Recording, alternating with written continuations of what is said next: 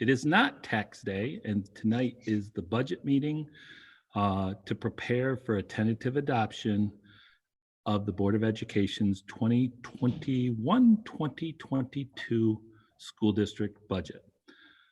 I'd like to remind everybody that we are meeting virtually at this time according to the executive orders. However, at the end of this presentation, we will be making an announcement for our next Board of Education meeting. Ladies and gentlemen, tonight is our budget presentation as we finalize any potential budget options, as well as we will be presenting on our potential reopening plan based on the feedback that we've received. At this time, I give you the President of the Board of Education, Ms. Christine Dale. Okay, thank you. Good evening, everyone. Can I please have everybody stand for the Pledge of Allegiance? Pledge allegiance to the flag of the United States of America, and to the republic for which it stands, one nation, under God, indivisible, with liberty and justice for all. Okay, this is the time in the agenda where we would open it up to any comments from the public. If anybody has come this evening to share any concerns or questions. Terry, do we have anybody there? We have no community members here, Christine. Okay, thank you. Thank you. So moving on, we'll move on to our budget proposal. So Katie.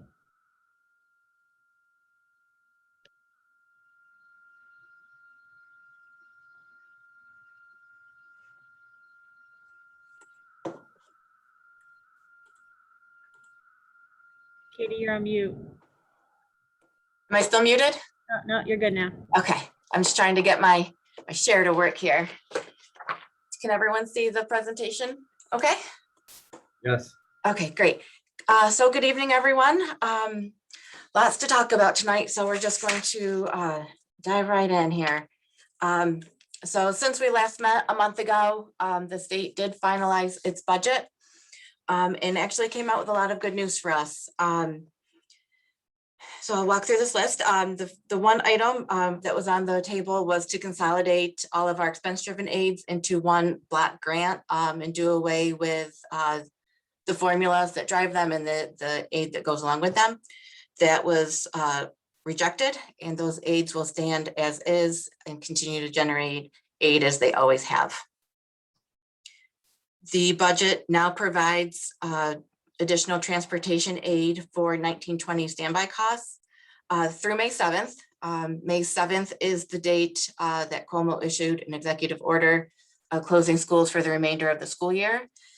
So we are now aided through May 7th, which is an improvement to what we initially heard about the beginning of March. So we're working through our records to see what that means, because we are still aided on the work that was done to deliver food, instruction materials, things of that nature. So it's truly those standby costs that we incurred to keep our drivers on the payroll. So we'll work through that calculation and see what that means for our aid on 1920 expenses. They did increase foundation aid. The governor's initial proposal held that flat. They did put an increase in foundation aid into the final budget to the tune of $1.4 billion. They also included in the law a phase-in of the foundation aid formula, the way it was intended to run. When the law was first implemented, it's formula-based, and based on this formula, school districts were supposed to get, a certain allocation of the foundation aid. Great Recession hit, the formula kind of fell by the wayside. Attempts over the years to bring it back have also fallen by the wayside. So it's hopeful, excuse me, that now it's written again into the law and that they're thinking about getting this formula back on track. So for us, what this means for horse heads, based on what we are now slated to get for the 21-22 school year, and based on what the formula says we should be getting, there's about a $1.8 million gap. So the law says that we'll receive 50% of that in 22-23, the remaining 50% in 23-24. So about 900,000 in each of those 2 years we should receive in foundation aid. There's always the chance that, in the next fiscal budget, they could write this back out. But we're, keeping our fingers crossed that they'll keep that in and allow the formula to be the way it was intended. It removes the decrease in STAR coupled with the next bullet that it provides the December 2020 stimulus money that was initially presented as an offset to that decrease in STAR. It is now STAR is made whole, and that 2020 federal stimulus money is now supplemental money to the district. So no longer a replacement of state aid with federal aid. It's a true add to us of federal money. In addition to the 2020 money, is part of the recently passed American Rescue Plan. We also receive an additional allocation through that plan. Again, not a substitution of state aid, a true add to the district. Both of these grant or federal monies are being considered as grant monies to the district, while the stimulus money we received in the current year that supplanted some of our state aid is funneling through the general fund. These two pots of money are actually going through a special aid fund independent of the general fund. So I'm going to get into those in more detail later, but I want to get through the general fund first, and then we can talk about these special aid items.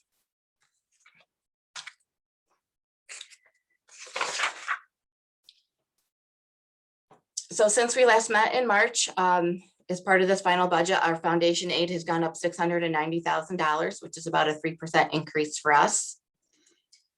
We continue to fine tune our transportation aid that we're projecting. I was able to add $335,000 to that. That increase is represented here. Item of note here on the building aid, we did receive approval from state ed for that early aid form that I had submitted to get our high school aid started in the 21-22 school year. So with that approval, I was able to add a little over $3 million in building aid as a result of the work we're doing at the high school. BOCES aid remains the same. Other items, slight difference just for adjustments to our instructional materials aid. And then the bottom, where we initially thought we were having that adjustment to our STAR and the whole swap that he was proposing, that is now gone. So our aid currently stands at $38.9 million.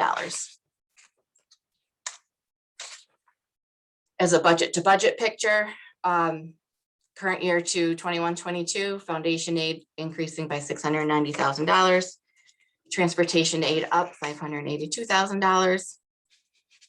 Building aid up $3.4 million, combination of the high school aid, the half-year payment on the middle school project, along with some old projects that have aged out, and the building aid is coming off. $165,000 increase in BOCES aid and $151,000 decrease in the other items, which is mainly a decrease in our excess cost aid. Again, for 2021, we had that pandemic adjustment that, switched federal and state money. We don't have that. So we're looking at an adjusted total of state aid increase over the current year of $4.7 million. Our tax levy limit, as we've discussed before, the current inflation rate is 1.23%, and the tax base growth factor is 1.0053. Both factors down from the current year. So the item of note on here is on the capital exclusion line. That is now showing 0 with the addition of that building aid. That brings that capital exclusion down. We can't go negative, so it holds steady at 0. So our maximum allowable levy now, with all the pieces included, is $40,576,771. which is actually a decrease from the current year of $216,000 or 0.53%. And just to remind everyone, when we met last time, when we weren't sure about that high school aid, the tax levy increase was 0.8% increase. Going out at 0, if we wanted to hold the tax levy flat, would result in a supermajority vote from our community. Going out at this negative would require a simple majority vote.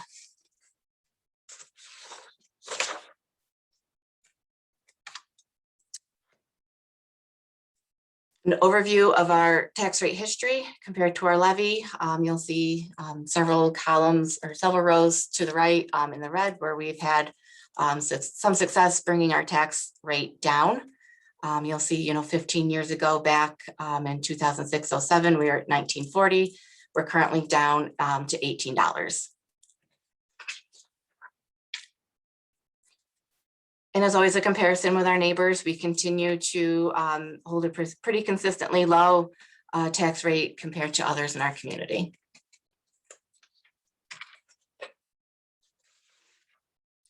Revenue adjustments I've made since we've last met. The tax levy, I incorporated that reduction to the levy of the 216,000. I've incorporated the increase of foundation aid, the building aid, the transportation aid. One item here, the interfund transfer from the capital fund. This is a little bit new. We currently have $272,000 currently sitting in our capital fund. And this is money left over from old authorizations going back to as far as 2008, where the money that was transferred wasn't stated with a specific purpose in our newsletter. It was just stated as a transfer to capital. So when that work was finished, where we typically now transfer the balance back to the general fund, that money stayed in the capital fund because it was just presented as a transfer to capital. So we want to access that money for some additional work this year. So I'm transferring it back as a revenue source into the general fund, offset with an expense, so we can get a new authorization on that money that we can use to submit to state ed when we're ready to move forward with the project. So that'll be a wash, a proportional expense on the budget side. And then some miscellaneous adjustments of $3,500, which brings our baseline revenue budget up to $82.9 million.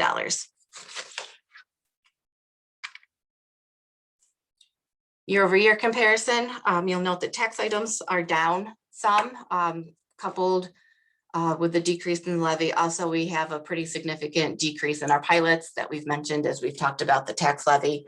We're collecting less in pilots by about half. So those pilots, we won't receive those payments separately. Those properties will go back on the tax roll. State aid is up to 38.9 from the 33.6 million. The federal aid switch is gone, so we can zero that line out.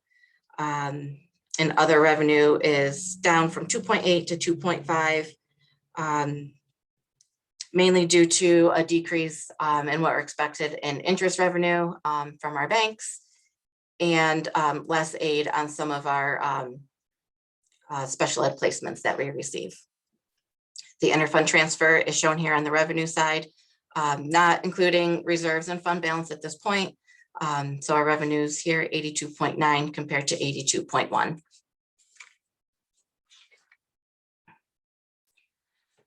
Budget adjustments since we last met. Salary adjustments showing a negative 2,000. This is a conglomerate of a few things, ins and outs. Course credit increases.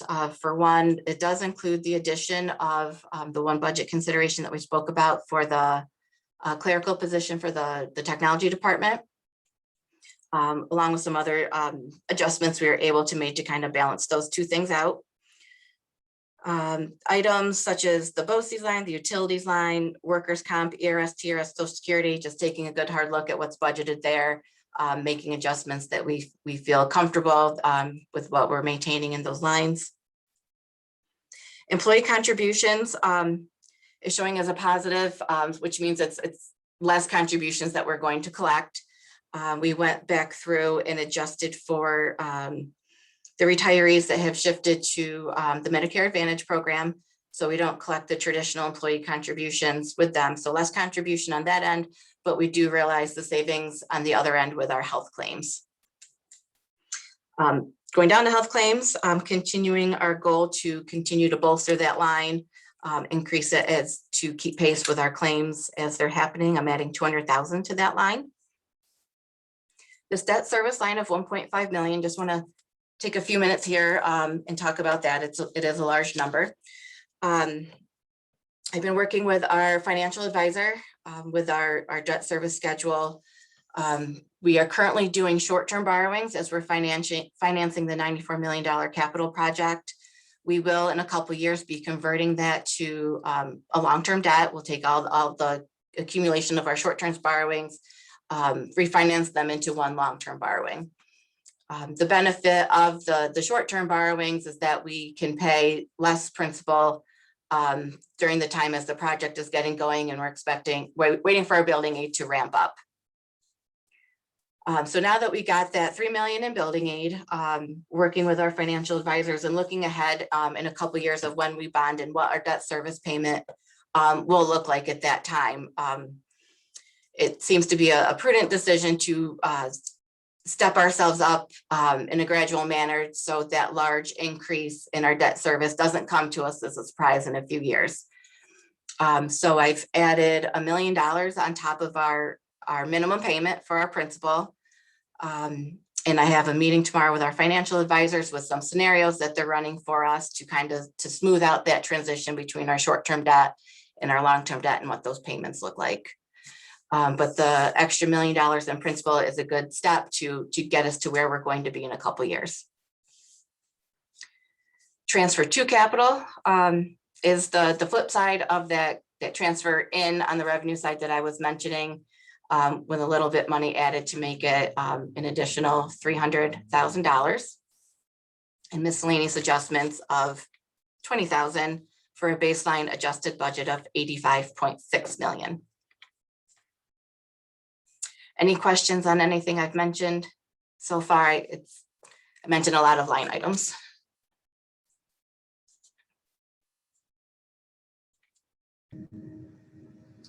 Katie, I've got a question. Sure.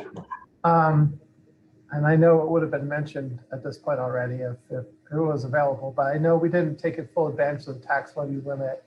I think it was 2 years ago. I think we had the option of moving it forward, but it's just a 1 year. Right. Over, right? Yep. So we carried over most of it. Current year, anything left over is not eligible for carryover, and we did max out. We did go out at what our levy limit was. So there's no more carryover to take advantage of in our calculation. Thought so. Thanks for the confirmation. Sure.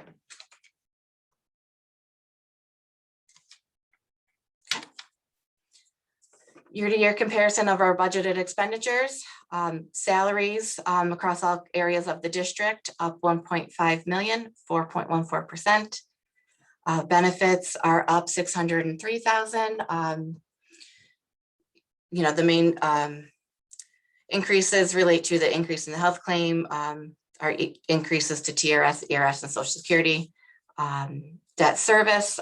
So while I mentioned a large figure on the prior page, the 1.5 million, in the 2021 year, we had budgeted for a pretty conservative estimate on interest for this year. So I'm essentially taking that interest payment, the interest budget, and swapping it over to principal. So I don't need to make that large 1.5 increase that you saw on the prior slide. So it's actually an increase budget to budget comparison of 600,000. BOCE services are up 629,000. I'm sorry. I'm sorry. BOCE's services are up 629,000. Recall we did include in our BOCE services about 300,000 additional funds for instructional equipment for our students. Equipment, supplies, and contractual is down a little, 123,000. And our transfers in capital outlays is up 300,000. This includes a transfer to our special aid fund, our school lunch, and 1.3 million will go to our capital fund this year. Of that 1.3, we're going to use $1 million of it to supplement the $1 million in this year's budget towards our Center Street HVAC system. The $1 million that was allocated this year went for the heating system. We're going to allocate an additional $1 million towards that initiative to move forward with our plans of putting cooling in each of our buildings. So there's some efficiencies to be had to do the heating and cooling together at Center Street. And then the 300,000 will go towards playground upgrades at our elementary schools. Katie, if I can add, just because when you see the number of 4% for salary, what the board needs to, as well as the community needs to understand, is remember at the start of this, we folded in an additional 10 individuals just for maintenance. So that is driving some of that larger number. We did not give 4% raises, but or looking at it, it's just so that they know that we had some increase because of COVID, as well as we have a woefully understaffed maintenance and facilities department. Yep, that's correct. And also, as we talked before, we did right size our bus drivers contract to increase their rate and make that more competitive in the market, to attract and retain the bus drivers we need to manage our fleet. So with all that said, a $3.5 million increase over the current year, or 4.28%.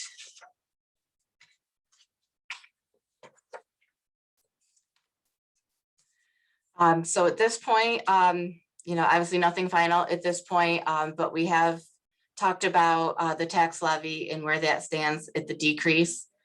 We know where our state aid stands. We know where our federal aid stands. It's not part of the general fund at this point, but again, we'll talk about that more later. And the various budget reductions, budget additions, and revenue adjustments. So that leaves us at 2.7 million is a gap at this point.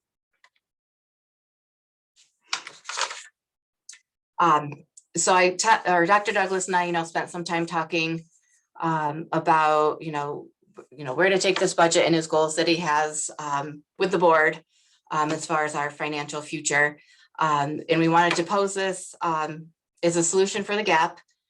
It takes our existing reserves, holds them at current levels. So the ERS, the EBLR, the unemployment are at the current levels that we've been using.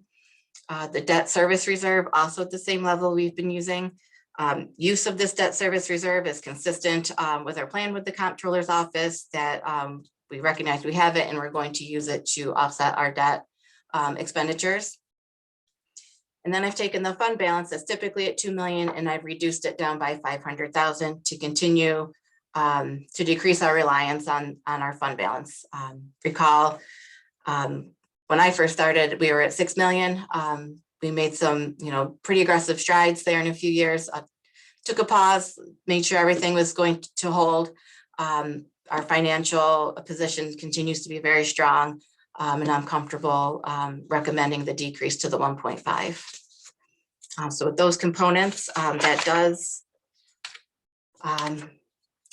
balance the budget. And then before I open it up to thoughts and questions, I just wanted to do an overview of what this budget actually includes. So it continues to maintain all of our current educational programs, both in district and with BOCES, such as our BOCES participation in the STEM Academy. We've put additional funds in for instructional equipment. There's additional funds in there for cleaning supplies, which Mike Coughlin spoke to you about when he presented. It continues the purchase of a 3-year plan to upgrade our secondary calculators. 21-22 will be the 3rd and final year of that upgrade. We're continuing the bus GPS and building radio safety initiatives that we've started this year, continues to carry money to complete that initiative in 21-22. It contains the addition, as I mentioned, of the clerical position for the technology department, which we found to be this year, a very important position to have given the onset of the technology that we implemented and the software that we implemented. It contains funds for the bus snow removal system that Pete and Jason had presented on during the transportation presentation. All the learning software and programs that were implemented during the current year for our hybrid and remote instruction are held in this budget. And it contains those funds for the playground upgrades. In addition to these things, it includes extra funds for our health claims to continue our growth in that line. It reduces our reliance on fund balance, and which both pieces just continues to improve the strong financial position that the district is currently in. Tom, or excuse me, Dr. Douglas, did you want to speak to the one item that we'd like to discuss with the board? Yes, thank you. As the board knows, over several budget seasons, we've always had one item that we wish we could fund. We just haven't had the opportunity. We have a potential, even though our budget's balanced, we still have some refinement that we're trying to do between now and next Thursday, that we would like to recommend that we carry forward 4 additional positions into the actual budget for elementary, primarily primary level teaching assistants, so that there's at least one per building to start trying to build that capacity that other districts have had. We don't know how long it would take us, if it's sustainable, but we know right now we'd like to get started because we feel we can start to sustain that. So, you know, the board has always asked in the past, is this a good option? And we'd like to, but we've always been faced with some things. We're still faced with financial challenges in long-range planning, but Katie and I, as well as Anthony Gill, discussed this. I know this is something the building administrators have advocated for, and especially our teachers at that primary level, that right now, throughout the rest of this year, we're putting anywhere from 4 to 8 individuals into the setting temporarily to assist, especially with this potential upcoming shift. That it is probably the best thing we can do to help, especially moving forward with potential learning remediation that we have to do over the coming next couple of years. So we'd like to add basically 4 teaching assistants. We might consider 8, but right now we're starting with 4, and then seeing how that implementation would go if the board would like to add that at this time. I know the board wanted to before, we were just not in a position. So we also wanted to give the board something that, you know, you can see. You've just recently been out and started touring like we usually do in February, March, the buildings, and this is something we feel and recommend that it's needed. So I'll turn that over at this point for any discussion on the board.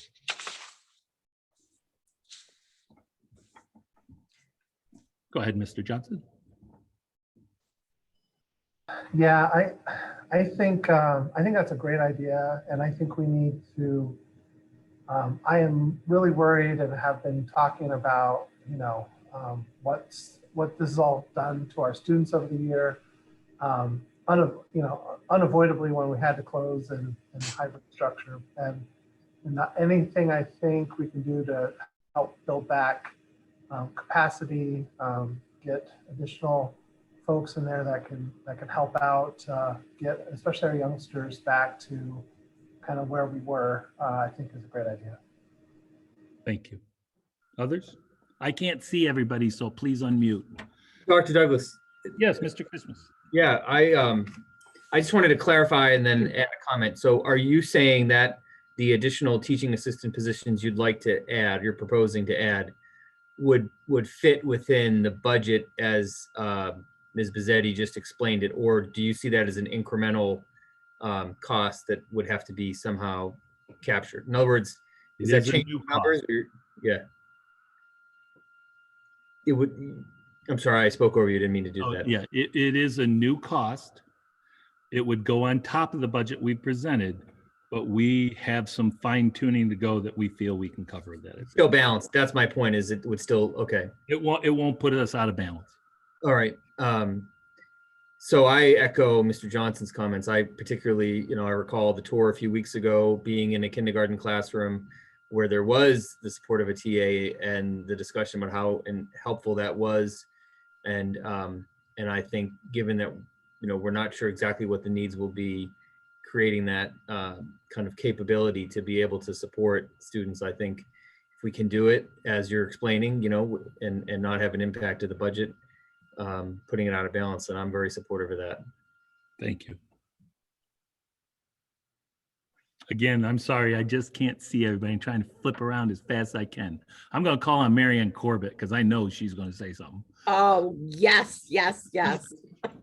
I can't think of anything that is going to be more productive and effective with the learning of our children than lowering the ratio between adult and child. I know in neighboring districts, they use teaching assistants in the primary grades and have reaped the benefits from it, being able to identify the needs sooner, provide that extra one-on-one attention. And I think in the long run, it's a very positive effort, and I'm glad it's being considered. Thank you. Dr. Douglas, so I 100% agree. I am completely supportive of adding that in. So thank you for suggesting it. And then I also want to just thank Katie for the great job on the budget. Well, Katie and the rest of the team. It's all Katie and Sue. I think everything looks great. It's really exciting to see that we are in a good place. And, you know, I know a lot of work goes into this over the course of several months by everybody, from the ideation phase all the way up. So, you know, thank you to everybody who participated in this. And I think it looks really good. So applause. Warren, Brian?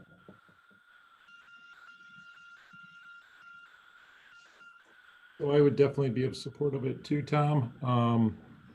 I think it'd be excellent to help the younger kids. And you know, I know Marianne's closest to this, and she's certainly seen the benefits in other districts. So I definitely trust and value her input on this. So I think it's a tremendous decision to go forward with this.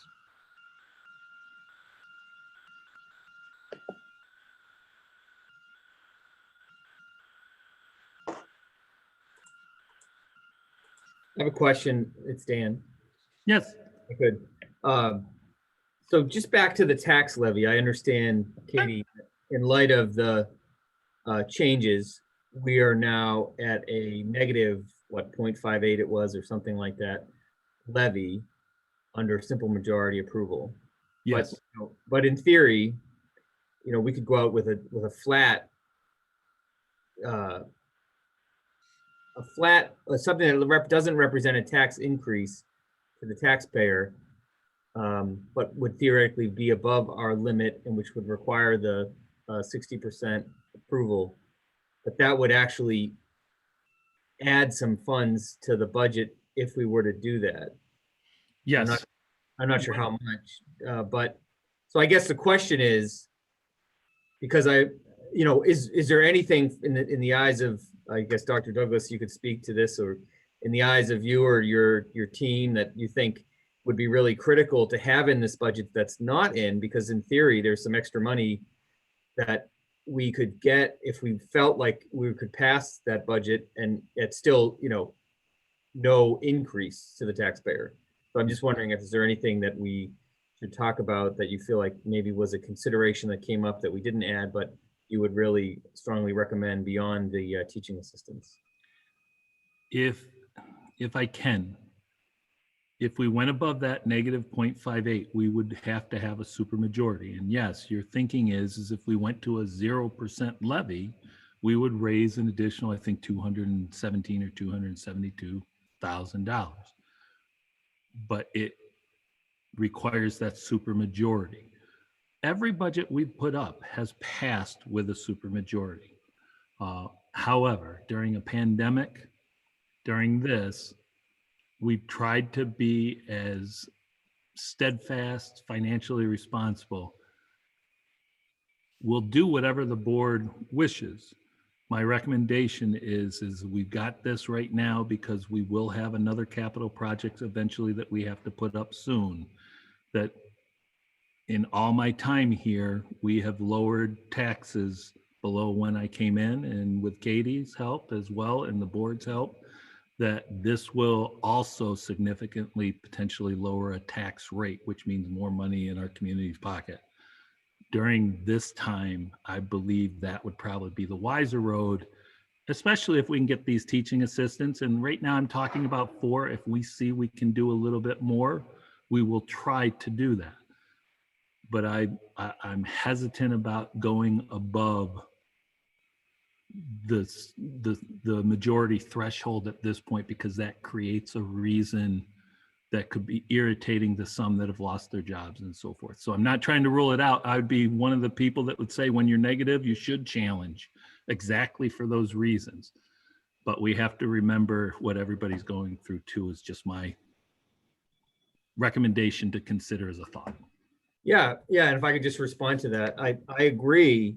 And I would think that that's fantastic if part of the message is that we are actually putting money back in the hands of the taxpayers and able to maintain the educational program. So I'm supportive of that. But and it sounds like the answer to the question is no, there's nothing you're seeing as critical that you haven't been able to include, because if that were the case, then I think it'd be worth the discussion about do we push it up? But if the answer is no, we're able to do what we think, and maybe even more, because I know of how hard, like you said, you work and Katie works to kind of find whatever money we can, then I think it's great if we can go out at the simple majority and essentially lower people's taxes. Yeah, I think, I think with everything we've been doing over the past 6 years, and we're lower than when I came in, and we're heading even lower. And here's the thing I think sometimes is missed. So far, we've done $100 million capital project, and taxes have not gone up, and we expected them to go up by 1.89%, or $1.89 per thousand. That has not materialized. So that means we're doing capital renovations, which is going to help the community. It's going to raise property values. It's going to help for turnover. We do another project, like in the 3 phases that we've talked to, and still maintain and move forward with our education. Just think what that says about move the horse heads. This is why. And that's what I think everybody wants. And I'd love to add 4 TAs per building so that you have one for each grade level. It's just not that time yet, but at least we're finally heading into a better direction that I think a lot of our faculty and staff would say, wow, we didn't expect this. Thank you.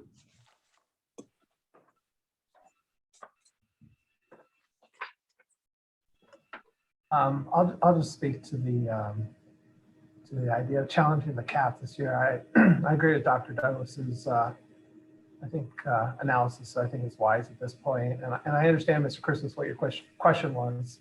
And again, also not hearing anything that really we absolutely need that would make a good cause for that. I think we stay pat at the -5 point whatever and go with the simple majority.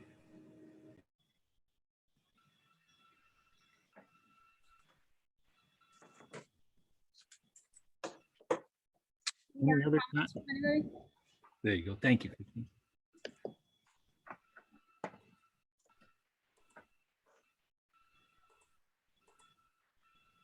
Okay.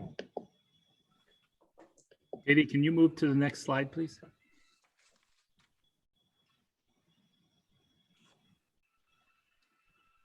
So Katie's going to tell you, and then I'm going to wrap up a couple of the other things, just where we're at, and just I have to do, once we stop the share, I have to do a check and make sure, at least by consensus right now, the board says we're on the right path so that we can prepare the budget for next week's adoption.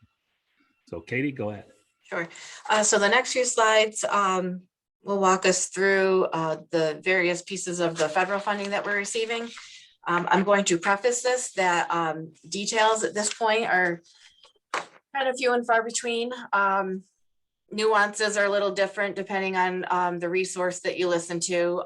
So I'll present what I know, but we are awaiting further guidance at this point with more specifics about how we can spend the money and the time frame that we can spend the money. But for what I know right now, the first pot of money is the coronavirus response and relief supplemental appropriations. This was the December 2020 money that was initially proposed as a swap with our STAR.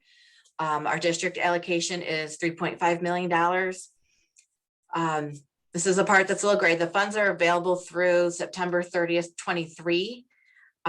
Seeking clarity on if we actually have to spend the money through September 30th, 23, or if we actually have the entirety of the 23-24 school year. September 30th is, kind of an awkward point for schools to cut off funding. I know it coincides with the federal budget, but but we'll see if we have that ability to spend for the entirety of the school year. The purpose is similar to the CARES Act money that we have in the current budget. It's a really flexible pot of money that basically allowed us to spend it on any purpose related to COVID, hiring staff, avoiding layoff, keeping our payroll, in addition to addressing learning loss, and anything that we need to do to reopen schools and, improve things like the air quality. So again, seeking further guidance on the specifics of this money, but very similar to the CARES money we have this year. American Rescue Plan of 2021, our district allocation is $4.27 million. Again, I'm hearing funds available through 9/30/2024. Again, waiting to hear if that's all the way through our fiscal year 24-25, or if we're done spending by September 30th. A couple more specific components to this money, that we must reserve an amount no less than 20% of this allocation to address learning loss through a variety of items. The remaining funds, the remaining 80%, have spending mechanisms similar to the other pot of federal money that we just discussed. The other requirement of this money is that we must publicly present a plan on how we're going to spend this money over the course of the years, to the board and to the public, have that public discussion, and then we must post our plan on our website by July 1st. So we're hoping that the final guidance and the final allocation amount comes out soon. We're in mid-April, so we have an appropriate amount of time to spend this pot of money, discuss with the public, discuss with you, and get it on our website. Katie's being kind. It will probably come like the guidance of reopening last year, no more than 7 days before July 1st. But our big thing is we are going to start looking at potential summer options and so forth as well. Yeah, so maybe not kind, but just very hopeful we'll have it soon, but we'll see. Another component of the federal money is a learning loss grant. Our district allocation is $709,000, used to support learning loss in a very similar manner as mentioned on the previous slide, with some specific spending requirements that we must spend 14.286 on summer programs and 14.286 on after-school programming. The remainder of the money, more can be put towards those two items, but the minimum 14.286 for each. So we will, I'm sure, be having more discussion on these three components as details roll out. I'll keep the board updated through Dr. Douglas's weekly updates at our board meetings, depending on the timing of the guidance. But I'm sure we'll be having more discussions in the future. So any questions I can attempt to address on this federal money at this point?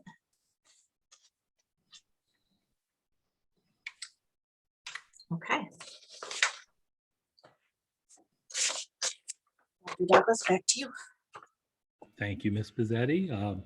Ladies and gentlemen of the board, if you can stop the share for right now so I can just see it.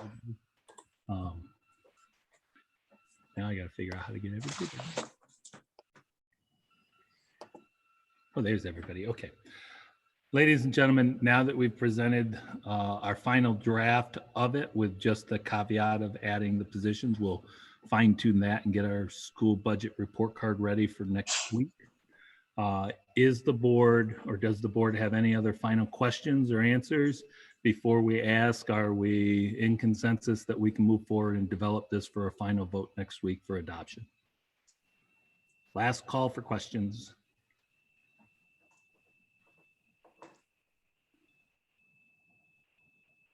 Not a vote, but if I can see thumbs up from everybody, are we okay to move forward? Ms. Pizzetti, you know what to do. Great job. Thank you very much. Thank you. I do want to share my screen quickly one last time. I can just hop to the end here just for some upcoming dates.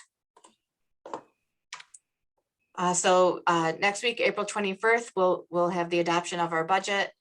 May 5th is still tentatively held for Board of Education Candidates Forum. May 6th, public hearing, and May 18th is our budget vote and Board of Education election. And that will be an in-person but Board of Education election vote. We will follow the same thing as we have in the past and following all the protocols for COVID safety. Thank you, everyone. Great, thank you. Okay, next up, we want to have a discussion regarding the reopening plan. So Dr. Douglas, I'll turn it over to you. Thank you, President Dale. The Board of Education members, you have received our draft plan that has gone out to the public. We did seek feedback. It was about a 24 to 30 something hour turnaround, but we know from our past surveys, once we send them out, we get the vast majority of any feedback from them within the first 24 to 48 hours. So we actually had over 430 responses because we did try to ask and limit it to one per family and then just tell us how many schools are impacted or the number of students. So we had 436 responses. Of those, roughly 400 were parents or community members, and some staff members throughout the district. Of those, 309, or roughly 77 to 78%, indicated very positively and favorably that they are in favor of the plan, even with some tweaks or questions that they had. And they wanted to thank the teachers. They wanted to thank the staff for working so hard. They are concerned about our teaching staff and the fact that we're hybrid and remote, and they wish that that could go away as soon as possible, but they also understand the time that we're in. So that was very refreshing. There was some challenges with the recent guidance that we were pretty well set to open at 3 feet distancing with pre-K through 6. But there was some ambiguity in the guidance for grades 7 through 12.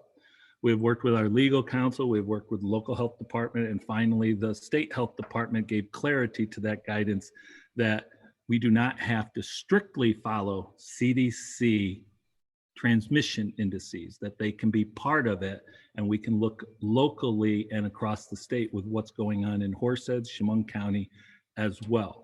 Our plan does that, and we will be fine-tuning that tomorrow. As most people know, our data is posted regularly. We will update it so that we can also use the color coding, because I think some people value that, where blue is excellent, yellow is okay, orange is that caution, and then red is where we have to be concerned. It's interesting to note that during our plan, if we ever get to that point where we're considering, in consultation with the local Department of Health, that we are in a high transmission zone in that area of red as that indicator, our elementaries would still be able to be at 3 feet. It is really about cohorting at the secondary level or going into remote. One of the things that we're bringing forward is we are bringing forward with the concept of going 4 days a week, pre-K through 12, starting on Monday, if we are given at least the blessing by the board. We have turned in our draft plan to the Chemung County Department of Health and the county executive. We received no feedback. That we expect feedback to come if there's a concern. The guidance does state that the State Department of Health and the local Department of Health do not have approval requirements. It just states that responsible parties must be aware. So our plan is out there. We will make some fine tunes with the feedback that came back. But just so that you know some of the data on the feedback, roughly, and what I mean is, I mean roughly 36 families from Big Flats, 28 from Ridge Road, 39 from Center Street, 54 from Gardner Road, 45 from Intermediate School, 62 from the middle school, and 136 from the high school. Now, why I say roughly is because I only took the first school they identified with, because they could click more than one. There's a lot of varying across this, like if you're the Christmas family, you'd have them in different levels of school and so forth. And if me, I only have one school. But what happens is we feel we got a pretty decent spread across the district. We did not survey the students, and that is a question, why didn't we? Because we cannot survey all the students. We could have done the high school, but we also know what the high school is thinking about what they would like. The issue is that the students are our workforce with our teachers, and they do a wonderful job, and we provide an outstanding graduate at the end. But it's the parents who are our clients. And so that's why we focus on our stakeholders of the community, the parents, because ultimately they finally make the decision for their child. So that was one of the questions that received. I will try to hit some of the questions. Some of the questions and feedback was more operational. In other words, how do you do this? And it's a lot of the things in the plan. We aren't changing many things in the plan. It's a lot is social distancing, and now there's mandatory mask wearing and distancing like that. But, you know, there were questions like, how do you do this 6-foot distancing in the halls? Well, we've been doing 6-foot distancing in the halls all year long, but does it mean it's 6 feet? No, but it does mean mandatory mask wearing. Some schools are going to have problems because they haven't been doing mandatory mask wearing. We are going to have to work on mandatory mask wearing and breaks and food and snacks, but we will leave that to the buildings and the teachers to do what's best, whether it's outside, whether it's taking a break, whether it's going down to the cafeteria. I know our teachers don't want to lose instructional time, but they can also be creative. And I know a lot of them have already talked to me and said, hey, could we try this? I believe ingenuity and these situations bring out some of the best problem-solving skills of all of our staff, and I commend them for it. And we will work through it. All they have to do is regularly work with their administration, because as district administrators and the board, we can't give all the answers, but we try to give the guidance. And I think we're ready for that. In regards to some of the other things within the plan that we have to look at and work on, people have asked about ventilation, testing, what happens if somebody is sick. All those things we've been doing all along, so they're continuing exactly the way they have been. The big thing that I want the community, I want the board to know, and I want our staff to know is every major labor union out there talking about education says we need to do ventilation, we need to do testing, we need to do social distancing, we need to do mandatory masks, we need to do different things. Each one of the things that they have identified, we are proud to say, and we have a good working relationship with our HTA and our other units, but we are proud to say that we've met every one of those. We are one of the only districts doing regularly surveillance testing, and it's beneficial. We have a wonderful facility director that does new creative ceramic testing, which is pH balancing and keeping surfaces clean. We don't deep clean, we clean every night, and we have other avenues that have heightened the sense of security and safety within our classrooms. So those are some of the questions that we heard. One of the big things is that, you know, parents asked, well, if you're going to 4 days in person, can't my child just sign in remote? No. You want to be in person, you're in person. You're expected to be here each day. The students that have been on remote, that are remote, will stay remote throughout the remainder of the year until we determine if we have room and space, which we will try to turn that around. But they have been remote because of whatever reason or family personal choice. So they've made their decision. Those that are in person must be here. If you're not coming, that means you're sick or you're quarantining, but you're expected to be here every day, and building administration will have to address that on a case-by-case basis. So those are some of the things. It's just like families are worried that when we come back, are we going to have a COVID spike because spring break just happened? And that's true. But if you think about it, right now, we are required to quarantine no more than 10 days. Spring break, most parents traveled last Friday, last Saturday, or last Sunday and came home. Day 9 is when? It's Monday and Sunday and Tuesday. So already we're at Thursday, go over the weekend, we're close to the end of the quarantine for those that traveled. Now, the good part is New York State announced that 50% of individuals across New York State that are vaccine eligible have at least one shot. In Horseheads, I think as of this coming Friday, roughly 77 to 78% of our staff are fully inoculated. We know others are going and getting, and that helps. We know that the community is stepping up. So we're putting in, utilizing all these safety protocols, and that vaccine inoculation is not part of this plan or part of the CDC plan because they can't mandate. But it's interesting that we are at those levels, as well as you are going to start seeing students entering into that. But right now, currently, that's not something. We had some questions, why don't we mandate? Well, we can't mandate. That is a legislative issue at this point. And right now, we have seen no effort to do that, especially with emergency use. So with attendance, some of the feedback we've gotten, one of the things is childcare. We will repost some of the childcare options, but we are working to keeping our childcare on thing. One of the biggest issues is remote and remote Wednesdays. Parents are asking, well, I want to come back. Can I come back? Right now, the answer for next week is no, but my team will be trying to turn that around as soon as possible for those that indicated on our March survey that we will be reaching out as long as we can address and properly and safely fit them into the classrooms. And if transportation is needed, we will bring them back. We will probably phase that at pre-K to 4 first, 5, 6 next, middle school, and then high school. And the reason being, we may do more all at once, but we need to see what's going to happen to our bus runs because that's another area of concern.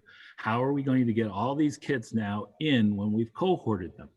In transportation, we are going to use the language. We are going to transport 1 per seat, fully masked. And when needed or when practical, we will try to cohort individual bus stops so that they're all sitting together because the kids are all together at the bus stop, and we will use the middle portion of the seat. We will have windows down. We will increase the capacity of our buses anywhere from 20 to 30. And we have directed the bus garage to try to keep them as low as possible. But we must use this sort of safety net for transportation. To help us, we ask the community whenever possible, please make sure you are transporting your students. That brings up another concern. Well, the lines are going to be so long.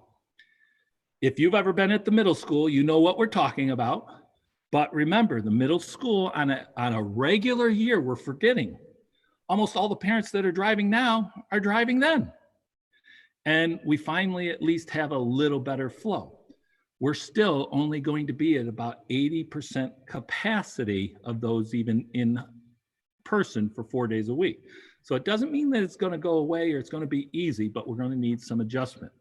And with that transportation issue, we got 10 weeks left. We need help as much as possible because there will be some transportation delays and sort of a slow go, especially if we go Monday and Tuesday, because Monday and Tuesday is like starting the whole year all over again. We are going to have kids that have not seen each other potentially for over a year, and they're going to come in and they're going to be masked. They won't recognize each other.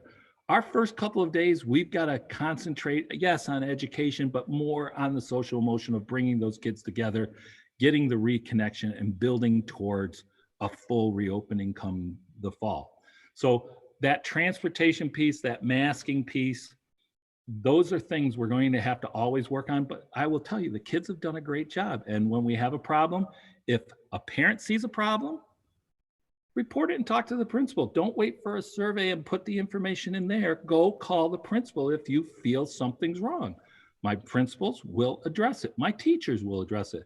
Always get local to the source. That way we can take care of you as soon as possible. Tony, real quick, while I gather some thoughts, you want to hit a couple things? Yeah, you went earlier into the conversation. You briefly mentioned Wednesdays, and then you moved over to the 100% remote situation. So just want to go back to that Wednesday real quick because some of the feedback concerned Wednesdays and being able to attend 5 days a week. The remaining Wednesdays, we have 9 left starting next week. Of them, 2 of them are 4-day weeks, to which they're not the typical Wednesdays in a 5-day model. They're incorporated as normal cohort attending days. So leaving 7, we do have state testing coming up this coming week and the week of May 5th, which will affect those Wednesdays as well. So we're down to 5 Wednesdays affected by this. And a big piece of feedback we saw amongst these some families was a concern for remote students. And that's something you've heard me talk about before, and ensuring that we're addressing remote students, especially given the in-person for the 4 days for those cohorted students, and ensuring that they are getting that, by the side coaching, one-on-one small group support. That is more difficult to do when you have, as many of you saw, a group of kids in front of you and a group of kids on a screen, and you're trying to address both at the same time during a normal in-person remote day. So really, I can't emphasize enough to address those concerns, use of those Wednesdays as that to assist in the remote learners and to continue to make sure that they are doing well academically and social emotionally with the help of our teachers and our staff. And so those 5 days are pretty critical moving forward for those remote learners. In addition, thank you, Tony, why I'm looking at this, it brings up a point because we have a calendar for the end of the year and we're shifting. I will be republishing that calendar to send out next week because we will be adding at this point an additional day off at the Memorial Day weekend, as indicated, to try to balance out some of the days. But also that is one of our dates that we said we would give back if we had some of the remaining snow days, and we still have an emergency day just in case. It is one thing that's important. No matter what, we don't have climate controlled buildings. We have a lot of kids starting to come back. They'll be in mass. Some of our buildings will get hot. We know we're going to have to persevere from this. But if we have extreme heat, we have to check. We may have to go home early, depending, and it's usually up in the 90s. But we have to also consider shifting. If we have to shift, if we open 4 days a week, if we make any shift, it isn't going to be going back to A or going back to B, even though you should remember what your cohort is. It will be a shift to 100% remote. So our teachers can focus on everybody remotely, and then when we return, they focus back on the individuals that are in class as well as the remote students. I know that's not easy on our staff. They've done a wonderful job. A lot of our staff have excelled. Some have had difficulty. It is just the situation. I know parents say we should do away with the remote or hire remote teachers with 10 weeks left. That was not part of our plan, and we will not be doing it. But it is something we are looking at going into next year, that the remote option, if this is the guidance, may start to only be used for medical necessity. In addition, we would look at remote, again, only for closures, because we are obligated to have a remote option to do 100% closure by the governor going forward from here on out. So those are some of the things that are there. One big thing is the health surveys. We are bringing more students back into the buildings. Parents, I hate to say it, but people get tired, and we understand it. We've heard it from our governor. We've heard it from other people. This is getting tiring on everybody. But because we're making this and trying to help our students, because the social emotional welfare of those students coming back together is probably tantamount to the biggest thing that we need to do for them over the next 10 weeks, in addition to their education, those health surveys need to be filled out daily. That means if a parent is sending their child to school and they are not sending and filling out that health survey before they leave the house, for each and every child, I am directing the administrators to remove the child to 100% remote for the end of the year. It's basically going to have to be, and I hate being heavy-handed, but we have to look at safety. 3 strikes and you move to remote. Now, there could be a technological problem. I will leave that to the building administrators, but they will be looking at making sure safety and security and testing of individuals as needed is appropriate and kept up to date. It's difficult. I just hope everybody understands the reason why. We are all in this together, and we expect everyone to support this safety initiative. And I hope, and I'll ask the board later if they would concur with that, because if I'm off and you want me to do away with it, I understand, but I do not believe this Board of Education first and foremost, wants our kids to be at risk, and simply filling out a document every morning, which I do every day, is a pain, but it helps us monitor what's going on. And that's really the big thing. I have to look at data every day. I'm the only superintendent that was forced to close because of subbing and an infection rate at the beginning of the year. And we were getting ready to open, and then we were closed because the governor closed us. I was the first one to reopen in front of our fellow schools, and we are going to be the only one open 4 days a week at all levels. We are not behind anybody else. We do what's best for Horseheads, and that data is so important that we regularly check it each day, and we work on it throughout with consultation to the county. That is what we're going to monitor. There's no hard and fast rule, but it's using all data to try to make sure and ensure that we are always keeping our eye on the safety and security of the whole district and the transmission. And we can't encourage or recommend anybody to get vaccinated. We can only say that it is a personal choice, and you need to make your choice that's appropriate for your family. But remember, every decision interacts with everyone that comes to Horseheads Central School. In regards, we did receive a variety of things from our local teachers association. A lot of them are either operational questions. We will be addressing them at our HTA. Most of them, and I've already sat down with their union vice president today to go over and review a lot of the feedback so that they can see it and understand that there is overwhelming support to make this transition and move, not because of any one group, but because they're thinking about children. General questions and so forth, we've tried to cover. I know people are concerned about having to do, how do you teach 20 kindergartners and one person on remote? It is just what it is right now. I know it's not easy. I think these last 10 weeks are really about still moving education forward, but getting the social emotional connections back to our students so we come back even stronger come September, and that's our hope. From general questions and stuff, we'll try to hit those. Operational and status quo. Some people have said, why do this? Why don't we just leave it the way it is? Yes, that could be the easy path. But is it the right path for students that have been disconnected? There's no easy answer for that. I believe that our first 2 days of school back, if we come back, should be celebrations, reconnection time. There's no way we're going to give a state test on Monday or Tuesday, but the state test has been radically reduced to 28 multiple questions roughly. It will hardly take much time whatsoever, and people still have their choice. But we are obligated to give it because the federal government says so.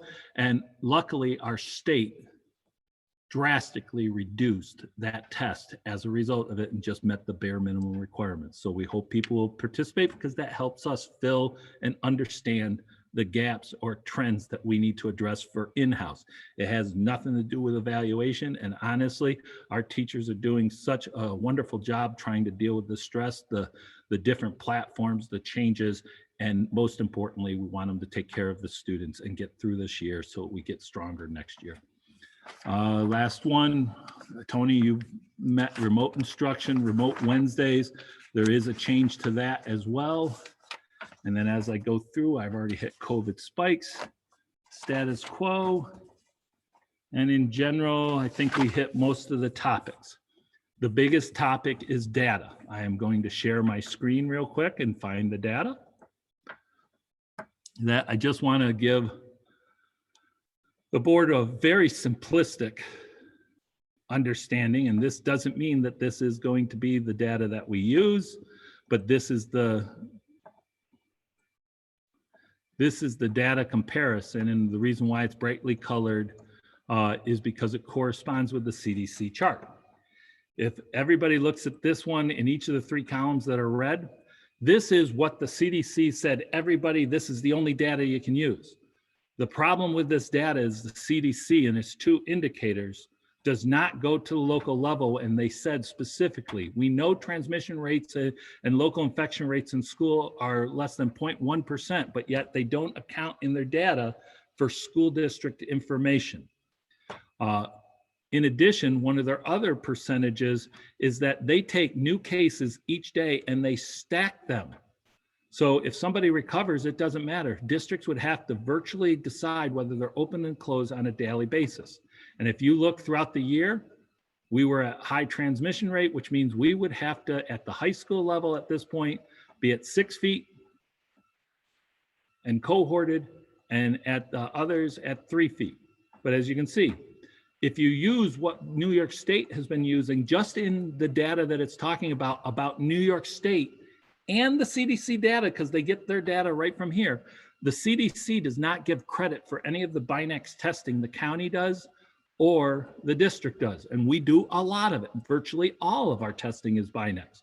So virtually, we could have 2,000 people and only have one positive and have a very low infection rate, but the CDC doesn't care. The CDC could use the nasal swabs, the one that goes to the back of your eyeball, and they could have 100 tests of those. And because some could have gave a false positive on the Binax, they go over there and now they're positive, but the vast majority of people are getting these tests are going to be positive. And guess what? It raises your rate. So what happens is we would use the CDC's number as a comparison. We'd use 7-day rolling averages on each of the infection rates and the new cases. And here for Chemung County, you can see throughout the year, we're usually in one color format or the other. Blue is the best color, yellow is the next best, then orange, and then red. Red is the danger color for secondary. Throughout the whole year, this is what it would have been looking like, even during the time when we were in the orange zone. The highest time in our infection rate was 8.2% over the year. So as you look at this data, we can see what's going on and if there's an increase. Right now, there was a little increase. I'm really tracking the next 5 or 6 days because we can see what's happening for people that traveled.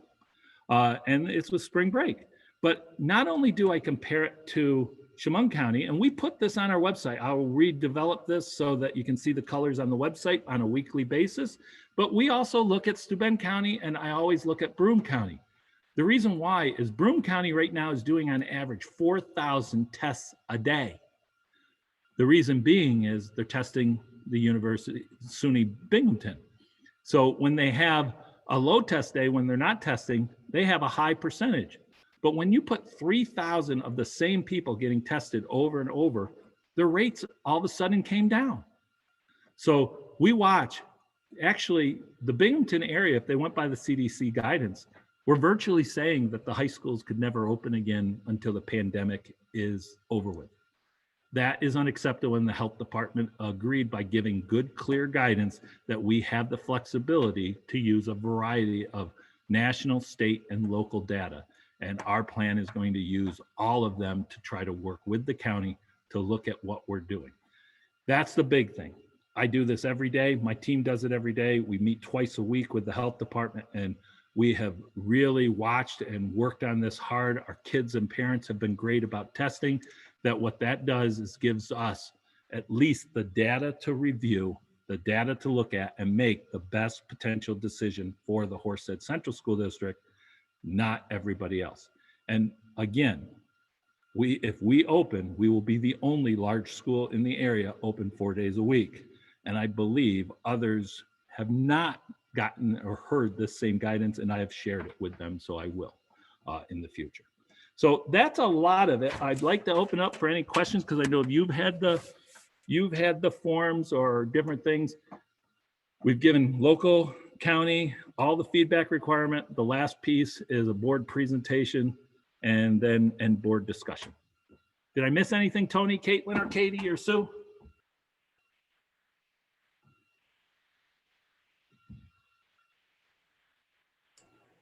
We'll open it up then. Doug? I don't have any questions. I just I have a couple comments. I want to thank the administrative team for working hard at this problem and working through the guidance, working with state, county officials to try and get us to a place where we're consistent with the guidance and safe for our kids and be able to bring them back as much as possible. I want to also, I want to thank the teachers out there. It's been a rough year. I know for them working at BOCES, talk to teachers pretty regularly, and it's been difficult doing the in-person and the remote format at the same time. So along with going to 4 days, I guess my only comment or encouragement would be, you know, if we can get the remote students back sooner rather than later to take that pressure off of teachers so they're just teaching in person, I think that would be best for everyone concerned. Thank you.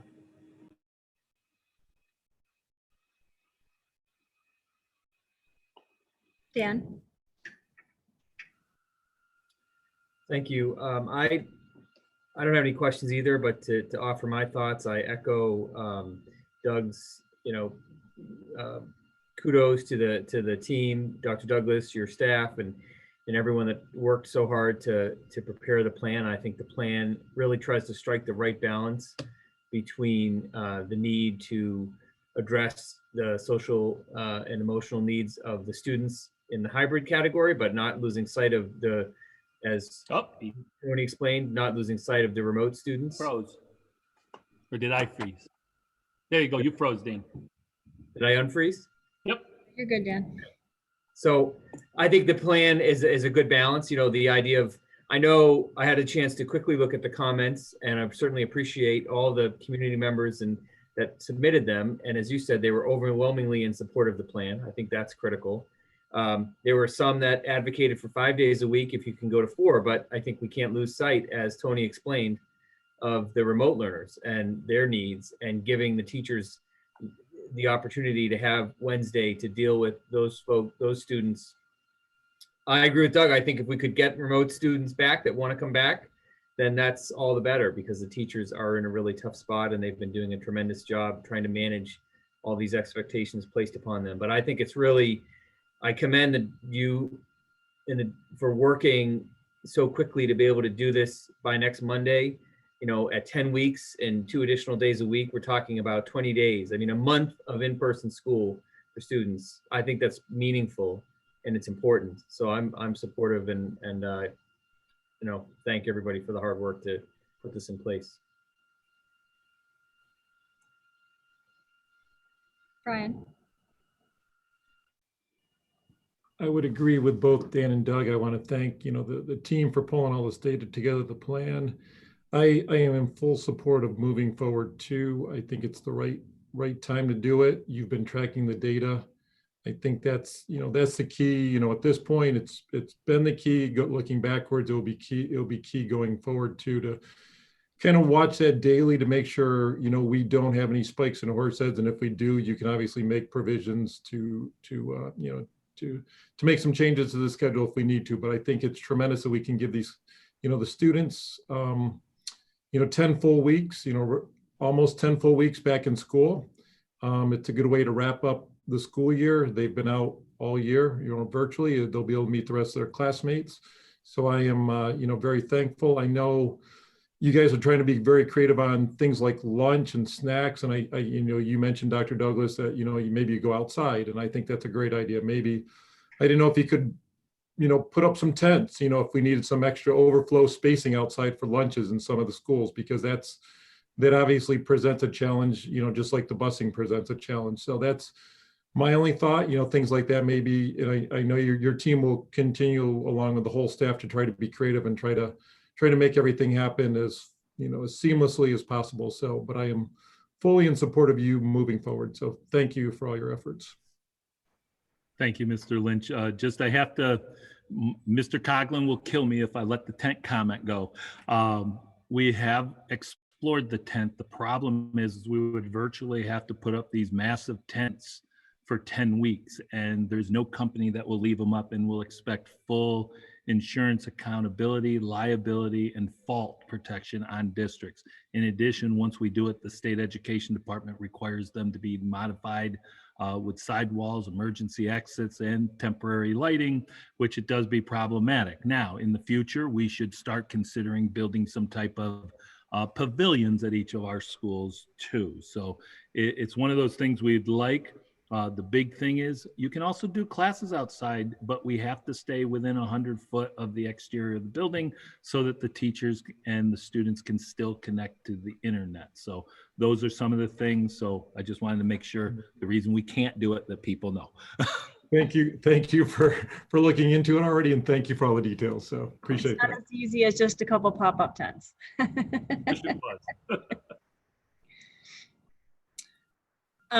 Just a couple of things I'd like to say. Again, I'll echo the comments. Thank you to the entire administrative team, but also thank you to all the teachers. I know this week has been stressful. It hasn't been easy, thinking about all the changes that are going to need to be made come next week and the ongoing flexibility that is needed. So thank you. Also to our families, for every family that is excited and has been pushing to have the kids back in school. We have another family that now is adding more stress because they're having to worry about transportation 2 extra days and it's kind of uprooting the current schedule. So this is not going to be an easy time the next several weeks. I think it is in the best interest of all the students to get the students back and have them with the social emotional well-being of our students, to all be in the classroom and be able to see their friends and have some fun the rest of the year. But it's not going to be without stress for a lot of people. So I would just like to ask the public just to kind of keep that in mind. And there's been a lot of criticism this past year, criticism to the administration, criticism to families, criticism to teachers. I would just ask everybody just to hold back from that criticism moving forward, because everybody's going through something right now, and there's no right answer to any of this, and there's no one size fits all solution. And so with only 10 weeks left, let's be kind, and let's be generous, and let's just be forgiving, because I think we all need it right now moving forward. And I wish everybody a lot of luck next week. I'm excited, but I'm also I am nervous. I obviously I don't want to see a spike. I don't want us to lose anything that we've gained in all of this.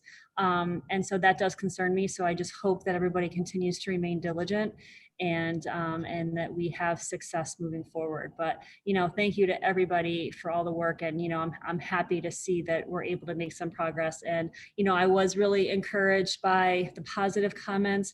I know that there were several concerns that are brought up. So, and I do know, Tom, like you said earlier, you and the rest of your team, as well as the building staff that are continuing to work over the next couple of days to address all those concerns, so we can make sure we have an easy transition. So thank you. Najib? Yeah, I also echo all the same feelings, and I thank Dr. Douglas for doing an excellent job with the team, the administration team. I feel comfortable, that you have the flexibility, and you're going to be monitoring, the cases, and if we have to change, plans, that we are going to be prepared for that. So I think, we're happy that the students are going to be back in the school. And thank you, everyone. I think it's been a tough year, but I think it seems to be like there's light at the end of the tunnel. So hopefully, if the variant doesn't cause any more spikes, thank you, everyone, especially the teachers and the administration team. Mary Um,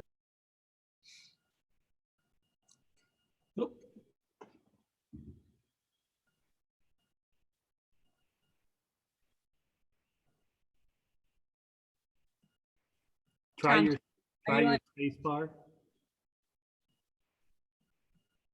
just hold down your space bar. There you go. Oh, you're just gonna have to continue to hold it though while you talk. Okay, I can do that. A big thank you to everybody. I mean, this has been a time that, being in education for 34 years, never have seen anything like this. And it amazes me what our teachers have been doing. And, there's that old verse, adage, whatever, it takes a village to raise a child. Well, I think right now it's time for the community to help the district. It's going to take the community to support everything that's been going on. And yes, it's going to be hard. And yes, there are going to be difficulties.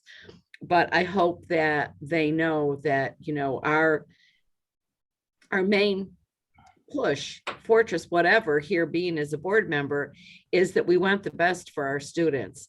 And being in the school a few weeks ago, observing some of the teachers and all that they were doing has made me nothing but extremely proud to be a member of this school board representing them and the rest of the community, because the amount of work they were doing. I know I was very repetitive. I just kept saying mind-boggling, mind-boggling, talking with them. And, you know, it was like two separate approaches to learning. And it's hard enough to do the one approach, let alone they were doing two approaches. And I just admire them so much. And thank you all, and Tom and his team and everybody for getting us to this point. And hopefully we won't have to take steps backward. Thank you.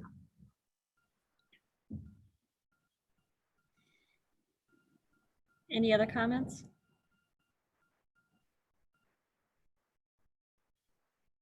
Okay. With that, basically, now comes the time as the superintendent. I know I do not need board approval to move forward. I don't need county or state, but we've met the guidelines. We feel we have a reasonable plan, and my recommendation, my administrative team's recommendation is that the Board of Education consider especially the social emotional well-being of bringing the kids back together for the next 10 weeks as we reunite our staff and our students together and work productively to end the year on a positive note with a high school graduation for our seniors, as well as gearing up towards a full reopening, hopefully in the September, that we would make a recommendation that we move forward with this plan effective April 19th. I would just like to make sure that the board is at least as much as comfortable and in consensus in moving forward without a vote, but with just a signal of your hands, yay or nay.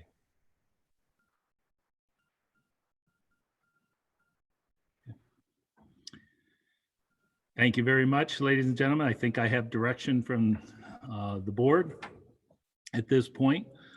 We will be communicating that out. We do have a slight, I think, HR package as well. Just so before we get to the HR package, because we'll be wrapping it up at our next Board of Education meeting, just like we are bringing our students back, the Board of Education will be meeting in full in the auditorium, following all appropriate guidance and guidelines for a vastly socially distanced meeting. In addition, we will sort of go slow. We'll still have public comment. I don't know how many people, even though we got the auditorium, we'll bring in, but we'll work on the details for that and post that on Monday, so that community that wanted to come probably would have to do a pre-sign up just so that we know how many people, because officially I have to file a plan. And if anything for the first meeting, I would say we'll videotape it and allow them to come in and speak to the board if they wish to.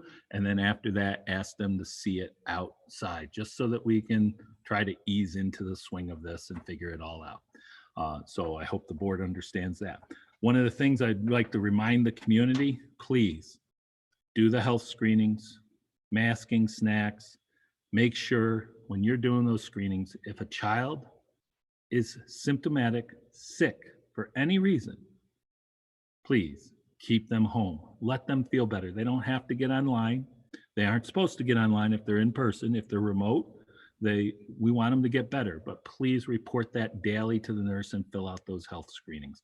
That's how we ensure we watch the data. Also, please make sure for the board, we did the school tours because we are reopening, and I know I had about 4 members that could not make it. We are going to try to do a high school tour and Center Street tour on Tuesday morning at 8 o'clock for the 4 board members that were unfortunately due to work and schedule that couldn't make it, to still give you one last shot to be able to come in if you can free up. That's 8 o'clock at the high school MMC on Tuesday morning. If any other board member that's already done it wanted to come, you're welcome to as well, because that's going to be a celebration of our students returning.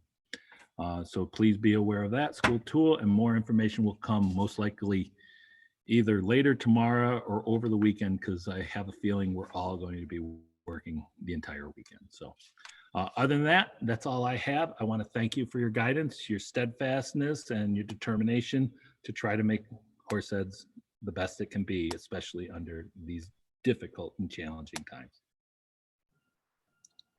All right, thank you, Dr. Douglas. So we do have a couple items for action. So we have our personnel items for action, 5.02. Can I have a motion, please? So moved. Second.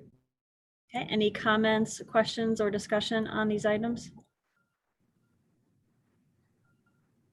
All right, all those in favor say aye. Aye. All those opposed, nay. Any abstentions? Okay, and then we have a miscellaneous agreement that we have, item 6.01. Can I have a motion, please? So moved. Second. Okay, any comments, questions, discussion? Okay, all those in favor say aye. Aye. All those opposed, nay. Any abstentions? Okay, great. So that brings us to the end of our meeting. We will reconvene again next week for our regular business meeting. Dr. Douglas, did you have something else you wanted Yes, to add? just because of the appointments, the field band has its director and assistant directors. We are going to be working with them because we do have senior day, I believe, this weekend for our football team, cheerleading team, and the field band. But we have been told there will be a Memorial Day parade, and that will probably be the first time for the marching ensemble to be ready for that. So we will do all the social distancing that we need, as well as playing our mass, and we'll be working with our field band director to pull that off. So I just wanted to say that, as well as if you have a chance and you're part of the board and you'd like to come out and at a senior day, please just reach out to me. We will make sure that we do that. And last, we have already told our construction manager, as well as our architect, get to work on that field. Maybe the track doesn't go down right before graduation, but the Horsehead Central School District graduation of the senior class of 2021 will take place on our new stadium. Even though it may not be done, it will be a socially distanced according to the rules. And we are hoping to get 1 to 4 guests, but we know 1 and 2 definitely work, possibly 3, maybe 4. We've got to work out the details, but we want to let people know that the graduation is tentatively scheduled for Wednesday evening, Thursday evening, Friday evening, or Saturday. Rain or shine, we've got to try to pick the best day and be flexible. So we just want to have people get it on their calendars now so that we can get started, and that way the high school can start getting people signed up, because the thing about it this year is people that are vaccinated have to show proof of vaccination, and their ticketing becomes a little easier. It will be a ticketed event. And then those people that are not vaccinated that are coming will have to be tested within 6 hours of the event. No one gets in without a negative test or the vaccination seal. So we want to try to get people out there early, and to be vaccinated, you must be 2 full weeks after your second vaccination, or I believe it's 2 full weeks after the 1 vaccination, but Johnson & Johnson is not available. So we want to get that information out. This is the first announcement of it, but we also want to head in the right direction, as we've got our prom set for junior and senior class, and there's good momentum going, and we just need to make sure we keep our eye on the prize. Thank you. Okay, great news. Warren? I thought at the end we had board member comments, or not at this meeting. We typically don't at this meeting, but we can add them, so go ahead. All right, so I was on the board tour, and you know, when you go around and you see what all the teachers are doing, for me, I'm the wrong messenger, I think, to say that they're doing a great job, because as a former colleague, I don't know that it's appropriate. I just feel uncomfortable doing it. Don't But- feel uncomfortable, Warren. You know what it's like in our halls, and it's very valued, and our staff, our community know you. It's a great statement. But with that said, we all get this. It's the NISBA monthly magazine, or every 2 weeks. I'm not even sure how often I get it. But this is from March 22nd. And for those that don't know what NISB is, New York State School Boards Association, and from an opinion piece they had in there, I'd just like to read the last 2 paragraphs. I think it's maybe more meaningful, sometimes coming from NISBA. And headline to the article says, "Let's stop saying our kids are behind." Dear teachers, stop saying I can't, because you have. You have shown up. You have done what you did not think you could. You have taught your kids under the worst of situations because it's what you do. You are tired, stressed, anxious, worried, and feeling alone. I wish I could make those feelings go away. But I can remind you that feelings of inadequacy should be shoved aside. Please don't think you can't, because you did. You gave our nation's students needed normalcy, though a new normalcy, and you showed them grace when few extended the same to you. Our nation owes you so much and gives you so little. I wish we would all stop any belittling remarks towards teachers and those administrators who do not support them. So to all of the rest of us, stop saying what your child's teacher did not do and start thanking that teacher for what was done. So thank you for your time. That's great. So thank you, Warren. And I was not trying to ignore the fact that we did go on those tours. We actually are planning on at the meeting next week. I was going to wait till next week to do a debrief, just because we still have 4 board members that haven't done the tours yet, and so that's why we're rescheduling them for Tuesday. And I do know Mary Ann had spent a significant amount of time in the elementary schools observing the Wednesdays remote learning day.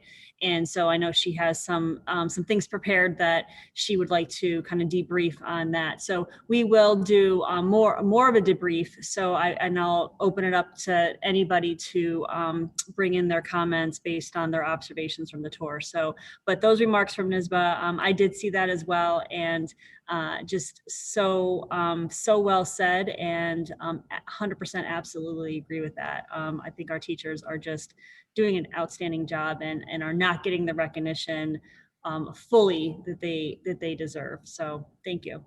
And if I can add to that, Christine, the feedback we got, and I talked to a teacher today that is stressed, and the person's a wonderful teacher.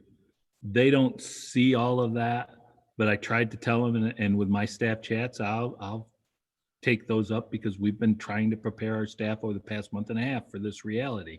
A lot of those 309 positive comments were absolutely saying, we appreciate everything anybody's done. The district's kicked butt, the teachers have kicked butt. Every now and then they gave me a kudos, which I appreciated. But the big thing is, overwhelmingly, they appreciated the teachers and everything they're trying to do.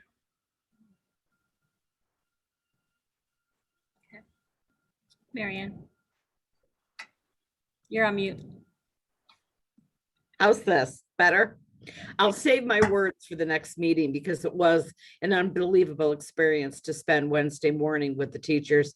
But the one thing I do want to say is, as Warren was saying, now that I live in the Big Flats area, I drive by the school quite often, and I see their superheroes. And if there's a word that is more appropriate for the teachers and staff in this district, it's superheroes. Absolutely.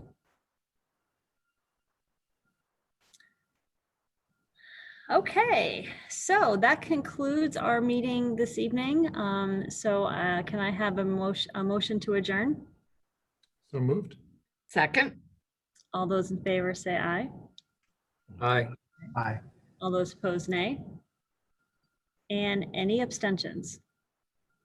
Okay, see you all next week. Thank you. And really see you next week in person. Ladies and gentlemen, this concludes our April 15th Board of Education budget meeting. We are prepared to adopt the budget on April 21st of next week, and the board will be meeting in the Horseheads Auditorium at the high school. Look for plans to come out in regards to our website for any type of public participation. It will also be live streamed as well. So thank you, everybody, and thank the board for all of their steadfast determination. At this point, the Horsehead Central School District will open pre-K through 12 on Monday, April 19th. Thank you, everybody, and please, let's all work together.